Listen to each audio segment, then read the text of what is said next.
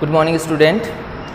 Today we will discuss about class 11th chemistry chapter number 3 periodic classification of elements. Today's topic is valency.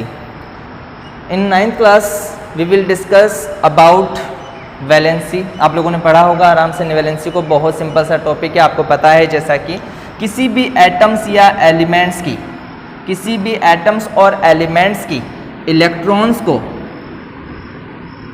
Loose करने की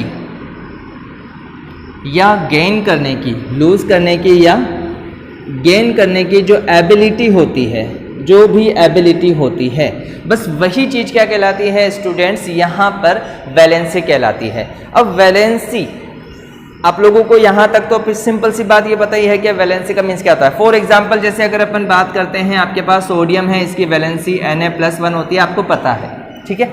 अब यहाँ मैं ये कहना चाहता हूँ स्टूडेंट्स कि वैलेंसी जो है किसी भी ग्रुप के अंदर, अगर अपन ग्रुप के अंदर बात करते हैं तो ग्रुप के जो एलिमेंट्स होते हैं वो नॉर्मली क्या होते हैं, एक ही टाइप की वैलेंसी को शो करते हैं, इक्वल वैलेंसीज को शो करते हैं, एक जैसी वैलेंसीज को वो शो करते हैं, पहली बात। लेकिन कुछ एलिमेंट्स ऐसे होते हैं, जैसे आपके पी ब्लॉक के एलिमेंट्स हुए, जैसे आपके डी ब्लॉक के एलिमेंट्स हुए और एफ ब्लॉक के एलिमेंट्स, मैक्सिमम है ना, यानी कि केवल एस ब्लॉक के एलिमेंट्स ही ऐसे हैं जो कि ग्रुप के अंदर क्या होता है, एक ही जैसी वैलेंसीज को शो करते हैं। इनके अंदर भी एक जैसी वैलेंसीज को शो करते हैं। जैसे फॉर एग्जांपल अगर मैं बात करूं कि जैसे अगर आपके पास नाइट्रोजन, फॉस्फोरस यानी कि न्यूजीलैंड, पाकिस्तान, ऑस्ट्रेलिया सब बिकाऊ, जैसे मान लीजिए मैंने इस ग्रुप की बात की, नाइट्रोजन फैमिली की बात की, तो आप जानते हो कि नाइट्रोजन जो है वो -3 वैलेंसी को शो करता है। तो -3 वैलेंसी ये सभी शो कर सकते हैं, लेकिन इनके अंदर जो वैलेंसी की स्टेबिलिटी हो जाती है वो डिफरेंट हो जाती है। जैसे अगर अपन बात करें तो बिस्मिथ जो होता है वो +2 वैलेंसी के अंदर ज्यादा स्टेबल हो जाता है, ठीक है ना, वो एक डिफरेंट टॉपिक है। लेकिन अपन यहाँ ये कहना चाह रहे हैं कि जो वैलेंसी होती है किसी भी ग्रुप की वो क्या होती है, एक जैसी, इक्वल हो सकती है। पर्टिकुलर ग्रुप के लिए अपन किसी एक वैलेंसी को लिख सकते हैं, ठीक है। अब यहाँ अपन ये देखना चाहते हैं जो वैलेंसी है, वैलेंसी क्यों शो करते हैं, एलिमेंट्स को वैलेंसी शो करने की वजह क्या है। एलिमेंट्स जो होते हैं वो इसलिए वैलेंसी को शो करते हैं कि वो इलेक्ट्रॉन्स को गेन करके, इलेक्ट्रॉन्स को लूज करके अपने आप को स्टेबल कर सके। अब स्टेबल करने के दो तरीके हैं, या तो वो ये करे कि अपने आउटर मोस्ट शेल के अंदर 8 इलेक्ट्रॉन्स को कंप्लीट कर ले में, जैसे कि 9th क्लास में आपने पढ़ा है। एक तरीका ये है कि वो नोबल गैस कॉन्फ़िगरेशन अचीव कर ले में, ये तरीका भी आप लोगों ने पढ़ा हुआ है। जैसे फॉर एग्जांपल अगर मैं बात करूं, आपके पास लिथियम है, जैसे अगर आपके पास लिथियम है और लिथियम का जिसका एटॉमिक नंबर 3 होता है, 1s2 और 2s1 इसका इलेक्ट्रॉनिक कॉन्फ़िगरेशन है।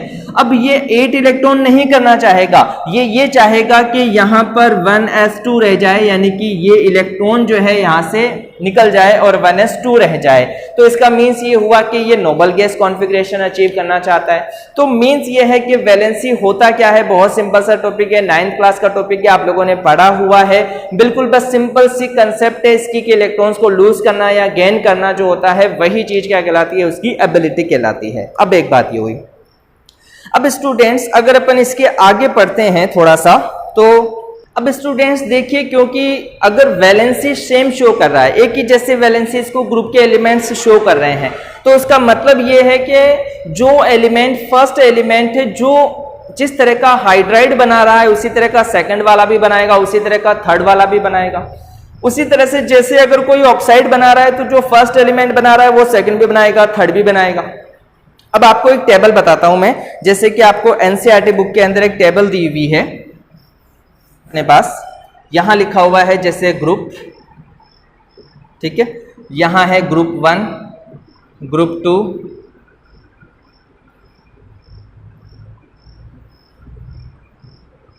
Group 1, group 2, group 13, 14, 15, 16 and 17। जैसे इन ग्रुप्स के ऊपर अपन बात कर रहे हैं, जैसे फॉर एग्जांपल जैसे हाइड्राइड की बात करते हैं, फॉर्मूला ऑफ हाइड्राइड, ठीक है ना, फॉर्मूला ऑफ हाइड्राइड। जैसे ग्रुप 1 के अंदर कौन से हैं, लिथियम है, सोडियम है, पोटेशियम है। तो जिस तरह से लिथियम बनाता है हाइड्राइड, उसी तरह से सोडियम भी हाइड्राइड बनाएगा, उसी तरह से पोटेशियम भी हाइड्राइड बनाएगा। ठीक है, चलिए अब उसी तरह से अगर अपन ऑक्साइड की बात करते हैं तो जिस तरह से अगर मैं कहूं Li2O बनता है, उसी तरह से Na2O भी बनेगा, K2O भी बनेगा। ठीक है ना, यानी कि जो है सेम एलिमेंट या सेम ऑक्साइड बना रहे हैं एक ही ग्रुप के एलिमेंट, ये सारे एक ही ग्रुप के एलिमेंट है। इसी तरह से जैसे ग्रुप सेकंड की अगर अपन बात करते हैं तो G से CaH2 बनता है। अब यहाँ पर जैसे मैग्नीशियम ऑक्साइड बन सकता है, कैल्शियम ऑक्साइड बन सकता है, सोरेंशियम ऑक्साइड बन सकता है और बेरियम ऑक्साइड बन सकता है एक जैसे। अब इसी तरह से जैसे ग्रुप 13 की अगर अपन बात करते हैं तो जैसे B2S6 यानी डाइबोरेन बनता है, इसी तरह से एल्यूमिनियम हाइड्राइड बना सकता है। ठीक है, तो इसी तरह से जैसे B2O3 बना सकता है, उसी तरह से Al2O3 भी तो बनता है। ठीक है ना, इसी तरह से जैसे गैलियम ऑक्साइड भी बनाया जा सकता है और इसी तरह से जैसे इंडियम ऑक्साइड भी बनाया जा सकता है। अब इसी तरह से जैसे 14 की अगर अपन बात करते हैं तो जैसे CH4 बनता है, उसी तरह से SiH4 भी बनाया जा सकता है, इसी तरह से गैलियम Ge4 भी बनाया जा सकता है। ठीक है ना, इसी तरह से SN4 भी बनाया जा सकता है इस तरह से। अब इसी तरह से जैसे CO2 बनाया जा सकता है, इसी तरह से SiO2 भी बनाया जा सकता है। ठीक है ना, और इसी तरह से PbO2 भी बन सकते हैं। यानी कि अपन क्या देख रहे हैं स्टूडेंट्स कि अगर ग्रुप का कोई एलिमेंट, फर्स्ट एलिमेंट अगर हाइड्राइड बना रहा है तो बिल्कुल वैसा ही हाइड्राइड कौन भी अदर एलिमेंट्स भी बनाएंगे। इसी तरह से अगर ऑक्साइड बना रहा है तो वही एलिमेंट जो है ऑक्साइड भी बनाएंगे। तो इस तरह से अगर अपन बात करें तो ये प्रॉपर्टीज जो होती है वैलेंसी की वजह से होता है। क्यों? क्योंकि अगर वैलेंसी सेम शो करेंगे, अगर एक जैसी वैलेंसीज को शो करेंगे तो इसका मीन्स ये होगा कि यहां पर उनके जो हाइड्राइड बनेंगे, ऑक्साइड बनेंगे, वो भी सेम होंगे। ठीक है ना, चलिए अब उसके बाद अगर अपन बात करें स्टूडेंट्स, अपना जो नेक्स्ट टॉपिक है वो है एनामोलस प्रॉपर्टीज।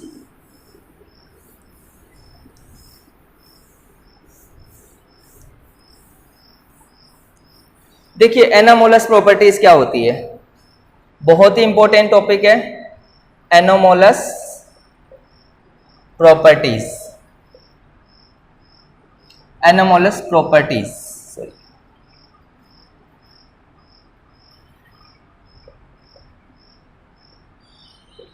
Anomalous properties. अब एनामोलस प्रॉपर्टीज की स्टूडेंट अगर अपन बात करते हैं तो एनामोलस प्रॉपर्टी का मीन्स क्या होता है कि भाई डिफरेंट नेचर या डिफरेंट प्रॉपर्टीज। किससे डिफरेंट प्रॉपर्टीज? ग्रुप के एलिमेंट से।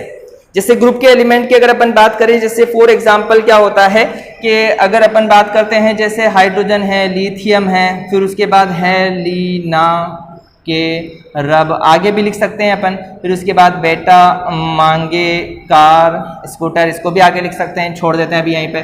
जैसे ये भारत के ओल गंजे, ठीक है ना, और आगे भी लिख सकते हैं। फिर उसके बाद यहाँ पर अगर अपन बात करें कहे शिव जी हो जाएगा, इसी तरह से न्यूजीलैंड, पाकिस्तान, ऑस्ट्रेलिया हो जाएगा, ओल्ड स्टाइल से टीपू हो जाएगा, फिर उसके बाद फिर कल बाहर आई आंटी हो जाएगा, फिर उसके बाद हीना को छोड़ करके यहाँ पर नीना, आरती और करण। ठीक है, तो ये एलिमेंट्स है। अब देखिए स्टूडेंट्स, ये जो एलिमेंट्स हैं, ये एलिमेंट्स कौन से एलिमेंट हैं? इनको अपन बोलते हैं second group element. Second group के हैं, अपन जानते हैं ये फर्स्ट ग्रुप है और ये वाला जो ग्रुप है वो कौन सा है? सेकंड ग्रुप के एलिमेंट है। अब सेकंड ग्रुप के जो एलिमेंट होते हैं वो थर्ड ग्रुप के, यानी सॉरी सेकंड पीरियड के एलिमेंट है, सेकंड पीरियड के एलिमेंट है। अब ये जो सेकंड पीरियड का जैसे ये एलिमेंट है बोरोन, ये एलिमेंट अपने ही ग्रुप के अगले वाले जो एलिमेंट होते हैं एल्यूमिनियम, इससे डिफरेंट प्रॉपर्टीज को शो कर सकते हैं। इसी तरह से जैसे कार्बन जो है वो सिलिकॉन से डिफरेंट प्रॉपर्टीज को शो कर सकता है, नाइट्रोजन जो है वो फास्फोरस से डिफरेंट प्रॉपर्टीज को शो कर सकता है, ऑक्सीजन जो है वो सल्फर से, और फ्लोरीन जो है वो क्लोरीन से डिफरेंट प्रॉपर्टीज को शो कर सकता है। इनको अपन छोड़ देते हैं क्योंकि ये तो नोबल गैसेज है, अनरिएक्टिव होती है। ठीक है, चलिए अब देखिए होता क्या है। एनामोलस प्रॉपर्टीज का मीन्स ये है स्टूडेंट्स के जो सेकंड ग्रुप के एलिमेंट है वो अपने जस्ट उसी ग्रुप के, सॉरी जो सेकंड पीरियड के एलिमेंट है, इन एलिमेंट्स को अपन एक और नाम से जानते हैं स्टूडेंट्स, इनको अपन रिप्रेजेंटेटिव एलिमेंट्स भी कहते हैं। रिप्रेजेंटेटिव एलिमेंट्स, ये रिप्रेजेंटेटिव एलिमेंट्स भी कहलाते हैं। अब ये जो रिप्रेजेंटेटिव एलिमेंट्स है ये होते क्या हैं कि भाई जैसे ये पी ब्लॉक के एलिमेंट्स है, पी ब्लॉक के एलिमेंट्स के अंदर जो भी ग्रुप या जो भी फैमिलीज हैं, जैसे boron family, carbon family, nitrogen family, oxygen family, fluorine family, अब इन फैमिलीज के जो फर्स्ट एलिमेंट्स होते हैं इनको अपन क्या कहते हैं, रिप्रेजेंटेटिव एलिमेंट्स कहते हैं। ये जो रिप्रेजेंटेटिव एलिमेंट्स है वो अपने ही ग्रुप के एलिमेंट्स के साथ डिफरेंट प्रॉपर्टीज को शो करते हैं। अब डिफरेंट प्रॉपर्टीज जो शो होती है इसकी दो वजह होती है।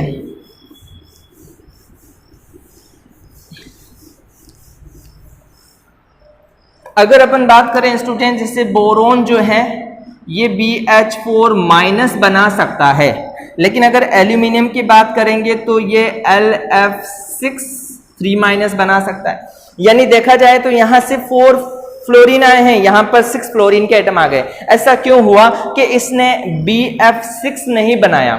ऐसा क्या हुआ कि यहां पर BF6 नहीं बन पाया? इसकी वजह क्या होती है? देखिए स्टूडेंट्स, होता क्या है, इसका सिंपल सा आंसर है कि due to absent of d orbitals.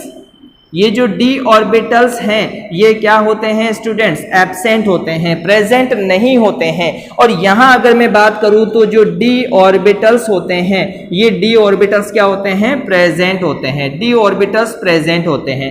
अब देखिए हो क्या रहा है, आप लोग जानते हो कि ये कौन से ग्रुप पीरियड का है, सेकंड पीरियड का। सेकंड पीरियड यानी कि सेकंड यानी 2। अब आप जानते हो कि 2s होता है, 2p होता है, लेकिन 2d नहीं होता है। लेकिन यहां पर ये कौन सा है, 3s का है तो 3p भी होगा, 3d भी होगा।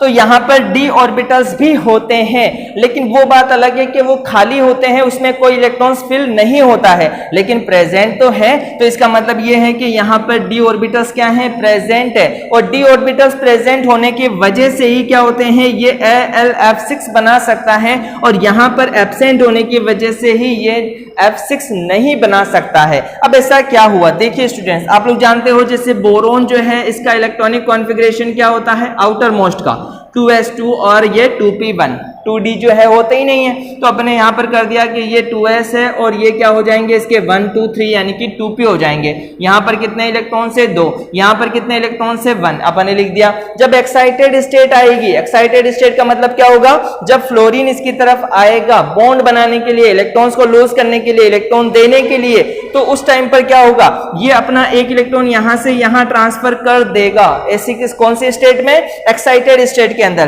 तो एक्साइटेड स्टेट के अंदर यहां से एक इलेक्ट्रॉन कहां ट्रांसफर हो चुका है, 2p में चला गया है। ये क्या है, 2s है, ये क्या है 2p, तो 2p में ट्रांसफर हो गया है। ठीक है, अब यहां से क्या होता है, अब यहां ये होगा स्टूडेंट्स कि यहां पर f आएगा और वो एक इलेक्ट्रॉन लेकर आएगा और वो एक इलेक्ट्रॉन यहां लगा देगा। इसी तरह से यहां पर भी एक F आएगा, वो एक इलेक्ट्रॉन यहां लगा देगा। इसी तरह से यहां भी F आएगा, यहां पर भी एक इलेक्ट्रॉन लग जाएगा। तो मतलब देखा जाए तो 3 इलेक्ट्रॉन्स यहां पर अलग अलग जगहों पर लग जाएंगे। अब क्या होगा स्टूडेंट्स, अब देखिए आप लोग जानते हो कि अगर यहां पर एक F और आ जाए और दोनों इलेक्ट्रॉन वो ही लेकर के आए तो उस पर चार्ज क्या आ जाएगा, नेगेटिव आ जाएगा। क्यों, क्योंकि यहां पर दोनों इलेक्ट्रॉन्स किसके लगे हैं, फ्लोरीन के लगे हैं। सिर्फ और सिर्फ एक ही इलेक्ट्रॉन्स कहां से कहां शिफ्ट हो सकता है भाई, यहां से यहां। तो इस तरह से देखा जाए तो 1 2 3 4 फ्लोरीन आ गए हैं। लेकिन वहीं अगर अपन बात करें एल्यूमिनियम की तो इसका इलेक्ट्रॉनिक कॉन्फ़िगरेशन क्या हो जाएगा, इसका हो जाएगा 3s2 और 3p1। मैं यहां पर 3d भी लिख देता हूं, उसके अंदर 0 इलेक्ट्रॉन्स है। क्यों, क्योंकि फिल है ही नहीं है, पूरा खाली पड़ा हुआ है, लेकिन इलेक्ट्रॉन्स तो है। चलिए अब देखिए यहां पर क्या होता है, जैसे ये है सबसे पहले 3s के अंदर 2 इलेक्ट्रॉन रखे हुए हैं। इसी तरह से जैसे ये 3p है 1 2 3, तो यहां पर एक इलेक्ट्रॉन रखा हुआ है, मतलब ये, और ये जो है वो 3d है। तो यहां पर 1 2 3 4 5, 1 2 3 4 5, ठीक है ना, 5 ऑर्बिटल्स हैं d के और ये पड़े हुए हैं पूरे खाली। ठीक है, अब यहां क्या होता है एक्साइटेड स्टेट में, उसी तरह से यहां से एक इलेक्ट्रॉन एक्साइट होकर के कहां चला जाएगा, 3p के अंदर चला जाएगा। 3s से एक इलेक्ट्रॉन एक्साइट होकर के कहां चला जाएगा, 3p के अंदर चला जाएगा। ये 3s है, यहां से इलेक्ट्रॉन एक्साइट होकर के 3p में चला जाएगा। अब क्या होगा स्टूडेंट्स, यहां पर अगर मैं बात करूं तो एक फ्लोरीन आएगा इलेक्ट्रॉन लेकर, यहां पर एक फ्लोरीन आएगा इलेक्ट्रॉन लेकर, यहां आएगा, यहां भी आएगा, और इसके बाद यहां पर भी आ सकता है, यहां पर भी आ सकता है। तो देखो 1 2 3 4 5 6 इसके पास 3d ऑर्बिटल्स हैं, तो इसीलिए क्या हो गया, यहां पर इलेक्ट्रॉन्स जो है फ्लोरीन अपने इलेक्ट्रॉन्स दे सकता है, तो क्या हो जाएगा, यहां पर AlF6 बन सकता है और BF4 जो है बन सकता है, लेकिन BF6 नहीं बनाया जा सकता। इंपॉर्टेंट है, क्वेश्चन पूछा जा सकता है कि ये बनता है, ये नहीं बनता है, क्यों, एक्सप्लेन कीजिए। तो आपको ये सारी चीजें बतानी है कि due to absent of d orbitals BF6 are not formed and present of d orbitals in aluminium AlF6 are formed. तो ये है आपके एनामोलस प्रॉपर्टीज। अब एक और बात स्टूडेंट्स देखिए, होता क्या है, एनामोलस जो प्रॉपर्टीज होती है इनको शो करने के लिए, जो एनामोलस प्रॉपर्टीज होती है इनको शो करने के लिए दो बातें होती है। वो दो बातें किसी भी एलिमेंट में होना जरूरी होता है। अब ये एनामोलस प्रॉपर्टीज को कौन शो कर रहे हैं, ये रिप्रेजेंटेटिव एलिमेंट्स। ये रिप्रेजेंटेटिव एलिमेंट्स जो एनामोलस प्रॉपर्टीज को शो कर रहे हैं उसकी दो वजह है। फर्स्ट वजह तो स्टूडेंट्स ये होती है स्मॉल साइज, कि भाई इनकी साइज जो होती है वो कैसी होती है, स्मॉल होती है, छोटी होती है कंपेयर टू इनके ग्रुप के एलिमेंट्स से, ग्रुप के अदर एलिमेंट्स के कंपेयर में रेस्पेक्टिवली बहुत छोटी होती है, स्मॉल साइज।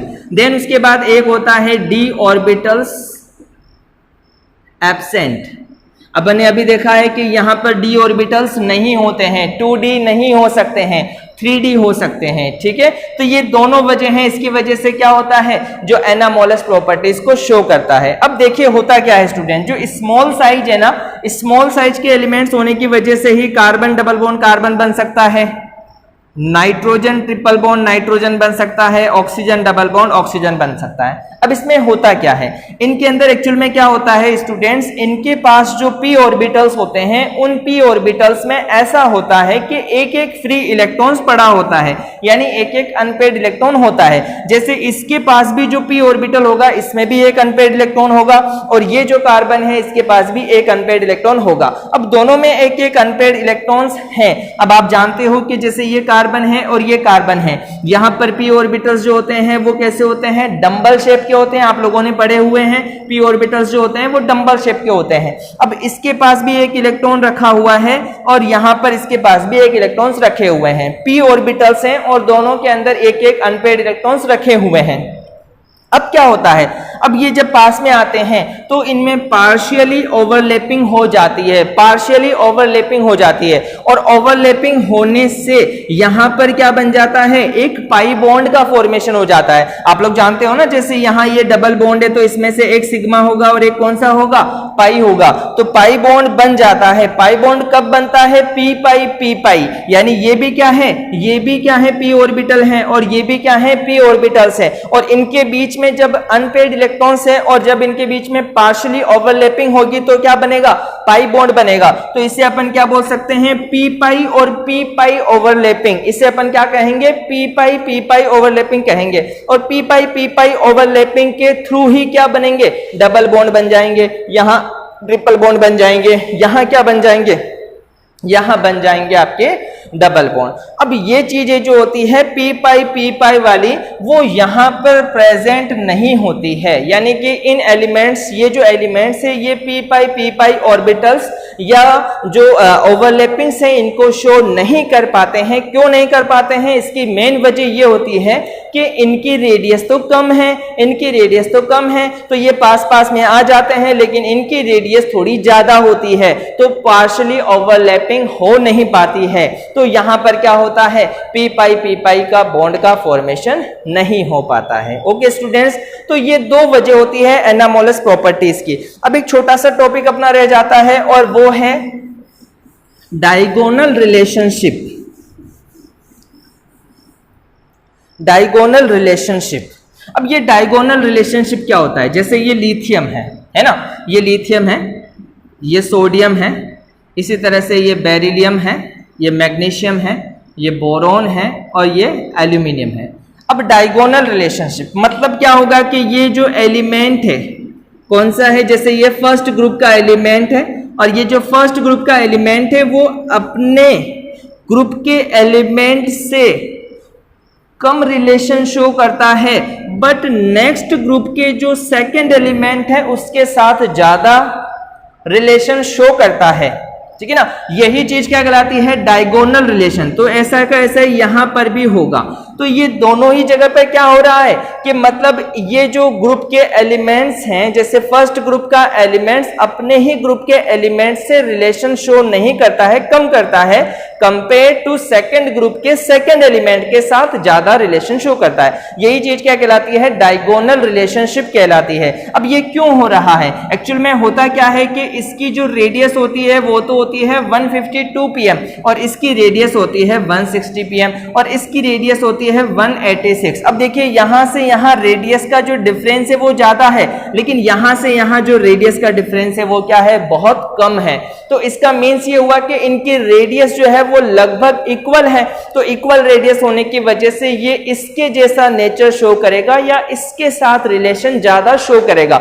यही चीज क्या कहलाती है, डायगोनल रिलेशन कहलाती है। ठीक है स्टूडेंट्स, तो इस तरह से अपना ये जो चैप्टर है, chapter number 3 periodic classification of elements complete हो जाता है। अगर किसी तरह का कोई क्वेश्चन रह जाता है तो आप लोग मुझसे कांटेक्ट कर सकते हैं।